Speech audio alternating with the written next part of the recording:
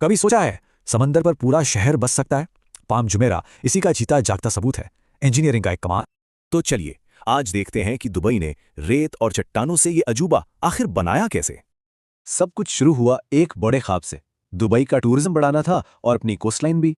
इस विजन को सच करने के लिए दुनिया के बेस्ट डिजाइनर्स और डेवलपर्स एक साथ आए। सोचिए 2001 में काम शुरू हुआ और सिर्फ 7 साल में प्रोजेक्ट तैयार। कितनी तेजी से काम हुआ होगा। लेकिन सवाल यह है कि आखिर समंदर के बीच में ये नई जमीन बनाई तो बनाई कैसे? इसका डिजाइन एक पाम ट्री जैसा रखा गया और इसके 3 मेन पार्ट्स थे। इसके फाउंडेशन के लिए 94 मिलियन क्यूबिक मीटर रेत समंदर के नीचे से निकाली गई। और हाँ, इसको प्रोटेक्ट करने के लिए 7 मिलियन टन पत्थर भी लाए गए थे। हैरानी की बात है ना, कोई कंक्रीट या स्टील नहीं, सिर्फ रेत और पत्थर का कमाल है। इसके लिए रेनबोइंग टेक्निक यूज हुई, जिसमें रेत को स्प्रे करके आइलैंड का शेप दिया गया। इंजीनियर्स ने एडवांस जीपीएस यूज किया ताकि रेत का एक एक कण बिल्कुल सही जगह पर हो। पर जमीन बना लेना ही काफी नहीं था। असली चैलेंज तो उसे वहीं टिकाए रखना था।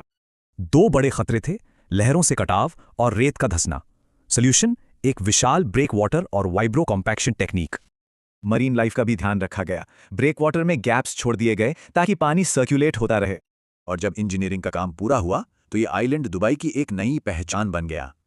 इस नई जमीन पर बने आलीशान विला, अपार्टमेंट्स और दुनिया के कुछ सबसे शानदार होटल्स। आइलैंड को मेनलैंड से जोड़ने के लिए एक मोनोरेल भी बनाई गई, जो खुद एक लैंडमार्क बन गई। इस प्रोजेक्ट से दुबई की कोस्ट लाइन 78 किलोमीटर बढ़ गई और इसकी ग्लोबल इमेज भी काफी स्ट्रांग हुई। लेकिन इसका एक दूसरा पहलू भी है। इस कंस्ट्रक्शन ने लोकल मरीन लाइफ को काफी असर किया।